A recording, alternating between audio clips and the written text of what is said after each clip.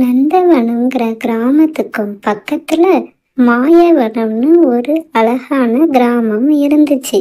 இந்த கிராமத்துல சுந்தரிங்கிற ஒரு பொண்ணு இருந்தா. அச்சச்சோ, கொஞ்சம் தானே நெல்லு இருக்கு, இதை வச்சு என்ன பண்றது? அரிசியிலையும் பார்த்தா ஒரே கல்லு மண்ணா இருக்கே, இது எப்படி 2 பேருக்கு பத்தும்? வேற சமைக்கிறதுக்கும் ஒன்றும் இல்லையே, அரிசி பருப்பு எண்ணெய் இப்படி எதுவுமே இல்லையே, என்னதான் பண்றது அப்படின்னு யோசிச்சுக்கிட்டு இருந்தா. அந்த நேரம் சுந்தரியோட கணவர் சண்முகம் வந்துட்டு, சுந்தரி பசிக்குது, சாப்பாடு வை அப்படின்னு சொல்லி கேட்டா.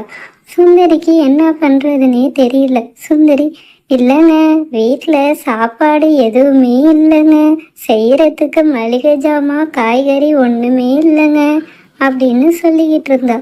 ஆனால் சண்முகம் இதை எதையுமே கவலைப்படாம உண்டியல்ல சுந்தரி சேர்த்து வச்சிருந்த காசை எடுத்துக்கிட்டு 10, 100 அப்படின்னு எண்ணி, இது போதும் எனக்கு, நான் போய் கடையில் சாப்பிட்டுக்கிறேன் அப்படின்னு கிளம்பிட்டான். சுந்தரி, ஐயோ அது வேணாங்க, அது வட்டிகாருக்கு கொடுக்க வேண்டிய காசு அப்படின்னு எவ்வளவோ சொல்லியும் சண்முகம் கண்டுக்கவே இல்லை. சுந்தரிக்கு ரொம்ப கவலையாக போயிடுச்சு. சுந்தரிக்கு இப்போதான் கல்யாணம் ஆணுச்சு. சுந்தரியோட கணவரை பற்றி இப்போதான் அவள் கொஞ்சம் கொஞ்சம் தெரிஞ்சுக்கிறா. சுந்தரியோட கணவருக்கு சுந்தரி மேலே கொஞ்சம் கூட பாசமும் இல்லை, அக்கறையும் இல்லை. நேராக பணத்தை எடுத்துக்கிட்டு போன சண்முகம், என்ன பண்ணுறது, யாருமே இல்லையே, என்ன பண்ணலாம்? இந்த காசை எடுத்துகிட்டு போய் பட்டணத்துக்கு போய் ஏதாவது சாப்பிடலாம். தனியாக போய் சாப்பிட்றதுல என்ன இருக்குது? யாராவது துணைக்கு வந்தால் நல்லா இருக்கும். பேச்சு துணைக்கு கூட ஆள் இல்லாமல் எப்படி பட்டணம் வர போகிறது? யாராவது வராங்களான்னு பார்ப்போம் அப்படின்னு பார்த்துக்கிட்டு இருந்தான். அந்த நேரம் பாண்டியன் வண்டியில் வந்துக்கிட்டு இருந்தான். இதோ பாண்டி வரானே, ஏ பாண்டி இங்கே வாப்பா அப்படின்னு சொல்லி கூப்பிட்டான். சொல்லுங்கண்ணே, என்னண்ணே அப்படின்னு பாண்டி வந்தான். பட்டணம் வரைக்கும் போகிறேன், வரியா?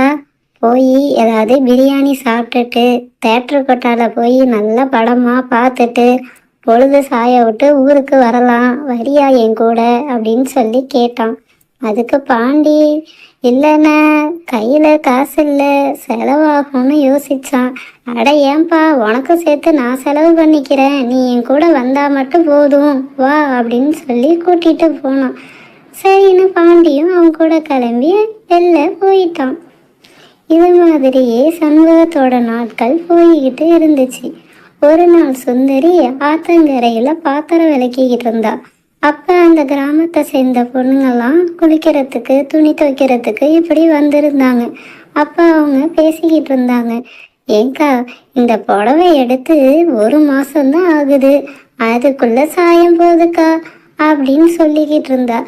அதுக்கு கோமதி சொன்னா, என் புடவைலாம் எப்போவுமே நல்லா தான் இருக்கும், ஏன்னா நான் வாங்குறதெல்லாம் காஸ்ட்லியான புடவை.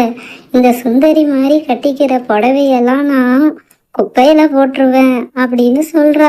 இதை கேட்டு சுந்தரிக்கு மனசு ரொம்பவும் கஷ்டமாக போகுது. இது மாதிரி புடவைலாம் யார் கட்டுறா இந்த காலத்தில்? இதெல்லாம் கிழிஞ்சு கைப்பொடி துணிக்கு தான் போடணும் அப்படின்னு ரொம்பவும் இலக்காரமாக பேசிக்கிட்டு இருக்காங்க. சுந்தரி இதை காதில் வாங்கிட்டு அமைதியாக இருக்கிறா, எதுவும் பேசிக்கல. சுந்தரி தன்னோட நிலைமையை நினச்சி ரொம்பவும் வருத்தமாக இருந்தா. ஆனால் சண்முகத்துக்கு இதை பற்றிலாம் கொஞ்சம் கூட கவலையே இல்லை. ஏன்னா அவன் நல்லா சாப்பிட்டா போதும், ட்ரெஸ் பண்ணால் போதும்னு இருந்தான். ஆனால் அவன் பொண்டாட்டியை பற்றி அவனுக்கு எந்த அக்கறையும் இல்லை. சண்முகம் அதுக்காக எந்த ஒரு சிரமமும் பார்க்குறதும் இல்லை. கல்யாணம் ஆகி கொஞ்ச நாள் தான் ஆனதுனால சுந்தரிக்கு சண்முகத்தை பற்றி முழுசாகவும் தெரியலை.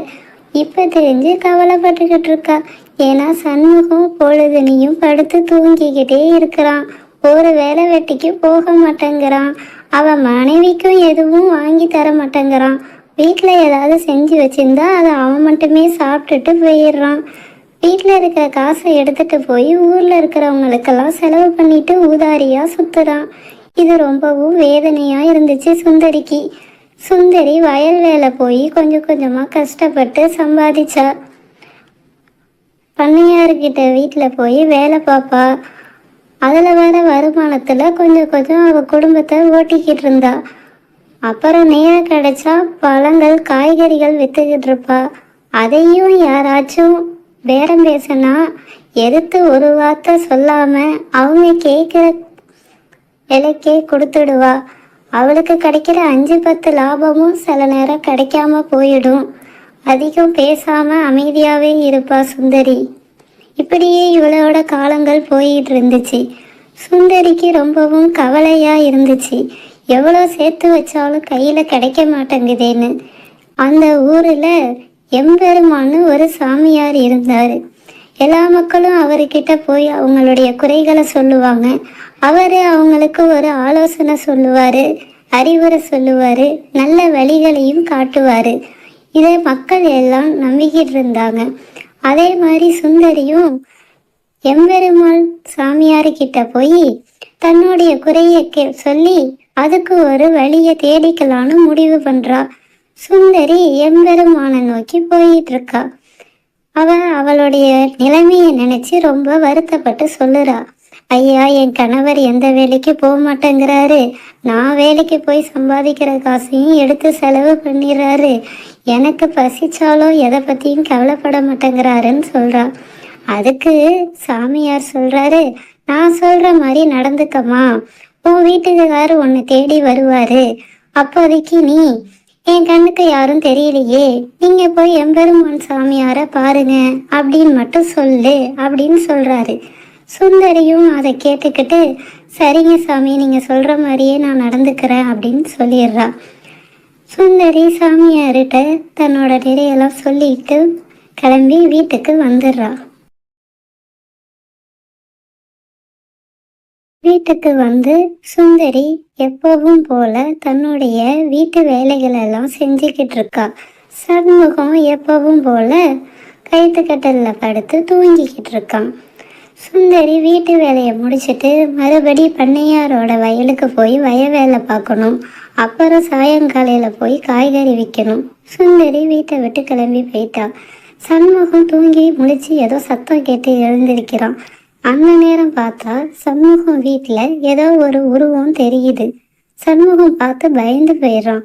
ஐயையோ, என்ன இது, பேய் மாதிரி இருக்குது. அடக்கடவுளே, இது எப்படி வீட்டுக்குள்ள வந்துச்சு? இப்ப நான் என்ன பண்ணுவேன்னு தெரியலையே அப்படின்னு அங்கிருந்து ஓடி போயிடுறான். வீட்டை விட்டு வெளில வந்த சண்முகம் சரி பட்டணத்துக்கு போவோம், ஆள் யாராவது கிடைக்கிறாங்களான்னு தேடிக்கிட்டு இருந்தான். அந்த நேரம் முருகன் வயல்ல வேலை பார்த்துட்டு ரொம்பவும் கலப்பா வந்துகிட்டு இருந்தான். ஏப்பா முருகன், வரியாப்பா, பட்டணத்துக்கு போவோம், போய் ஏதாவது சாப்பிட்டுவிட்டு வரலாம் அப்படின்னு சொல்லி கேட்டுக்கிட்டு இருந்தாரு. அதுக்கு முருகா வந்து யோசிச்சுக்கிட்டு இருந்தான். என்னப்பா யோசிக்கிற, நான் பணம் தரேன், வா போயிட்டு வருவோம் அப்படின்னு சொன்னான். அதுக்கு பணத்துக்கெல்லாம் யோசிக்கல, நான் வருவேன்னு என் மனைவி எனக்காக சமைச்சு வச்சு காத்துக்கிட்டு இருப்பா.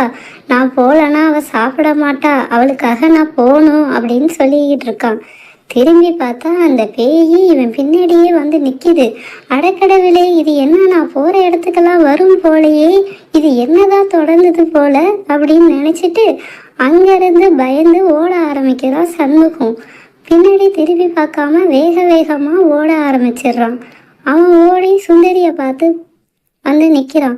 சுந்தரி, சுந்தரி, ஏதோ ஒரு பேய் என்னை துரத்திக்கிட்டே இருக்கு, பாரு அப்படின்னு சொல்கிறான். சுந்தரி ரொம்பவும் அமைதியாக உட்காந்துருக்கா. அப்போ திடீர்னு சாமியார் சொன்னது ஞாபகத்துக்கு வருது.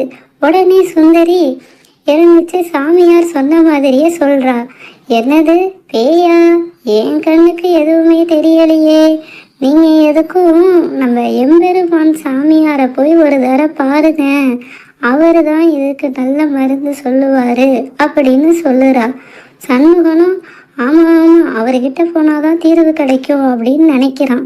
சண்முகம் அங்கேருந்து வேகமாக புறப்பட்டு எம்பெருமான் இருக்கிற இடத்துக்கு போகிறான். அங்கே போனதும், ஐயா சாமி, என்னை ஒரு பேய் துரத்திக்கிட்டே இருக்கு, நீங்கள் தான் அதுலேருந்து என்னை காப்பாற்றணும் அப்படின்னு சொல்லி கேட்டுக்கிட்டு இருக்கான். எல்லாத்தையும் கேட்ட சாமியார், அது ஒன்றும் இல்லைப்பா, அது பேய் இல்லை, அதுதான் சோம்பேறி. அந்த பேய் உன்னை துரத்துதுன்னா நீ வீட்லேயே இல்லாமல் நீ உழைக்கணும். எப்போ நீ உழைப்ப கையில் எடுக்கிறியோ அப்போ சோம்பேறிங்கிற பேய் உன்னை விட்டு விலகி ஓடிடும் அப்படின்னு சொல்லுறாரு. சண்முகம் சாமியார் சொல்கிறத கேட்டுக்கிட்டு ஓ அப்படியா, நம்ம உழைச்சோன்னா அந்த பேய் நம்மளை பின்தொடராதோ அப்படின்னு நினைக்கிறான். உன்னுடைய நலன் கருதி தான்ப்பா சொல்லுறேன். உழைக்க வேண்டிய வயசுல உழைச்சி தான்ப்பா ஆகணும். சோம்பேறித்தனம் உடம்புக்கும் வாழ்க்கைக்கும் உதவாது அப்படின்னு சொல்றாரு. அதை கேட்டு சண்முகம் திருந்தி, என்னை மன்னிச்சிருக்கேன் ஐயா, இனிமே நான் சோம்பேறியா இருக்க மாட்டேன், நான் உழைக்கிறேன் அப்படின்னு சொல்றான். அன்னையிலிருந்து சண்முகம் திருந்த ஆரம்பிச்சிட்டான். அவன் அதிக நேரம் தன்னோட வயல்லையே பாடுபட ஆரம்பிக்கிறான். நிறைய உழைப்ப வயல்ல கொட்டுறான். அதுக்கான பலன்களும் நிறையவே அவனுக்கு கிடைக்குது. சண்முகம் இந்த மாதிரி இல்லாததால அவன் கண்ணுக்கு சோம்பேறி பேய் தெரியறதில்ல. இப்ப சண்முகம் சுந்தரியையும் ரொம்ப நல்லாவே வச்சுக்கிறான். முன்னைய விட அவங்க குடும்பம் நல்லாவே வசதி அடைய ஆரம்பிச்சிருக்கு. அவங்க வீட்டில் பொன் பொருள்லாம் கொஞ்சம் கொஞ்சம் சேர ஆரம்பிச்சிருக்கு. சுந்தரியும் இப்போ சந்தோஷமா மகிழ்ச்சியா இருக்கிறா. சுந்தரியோட மனசை தெரிஞ்சு சண்முகம் அவளுக்காக ஒரு ஒரு உதவியும் பார்த்து பார்த்து செய்ய ஆரம்பிக்கிறான். சுந்தரி இப்போ சந்தோஷப்படுறா. இது எல்லாத்துக்கும் காரணம் இந்த சாமியார் தான். நான் கண்டிப்பாக அவருக்கு நன்றி சொல்லணும் அப்படின்னு முடிவு எடுத்துட்டு சாமியாரை பார்க்கறதுக்கு சுந்தரி போறா. சாமியார்கிட்ட நீங்க சொன்ன மாதிரியே செஞ்சேன், இப்போ என் வாழ்க்கை ரொம்பவும் நல்லா இருக்கு, நன்றி ஐயா அப்படின்னு சொல்றா. அதுக்கு சாமியார் சொல்றாரு, பேய் மாதிரி வந்தது நான் தான் வேஷம் போட்டு அப்படி செஞ்சேன். நீ சொன்னதுனால நான் சொன்ன மாதிரியே நீயும் நடந்துக்கிட்ட அப்படின்னு சொல்லி சாமியார் சொல்றார். சுந்தரி ரொம்பவும் சந்தோஷப்பட்டு வணங்கிட்டு அந்த இடத்துல இருந்து போறா. ஆகையால் உழைப்பே சிறந்தது, சோம்பேறித்தனம் கூடாது.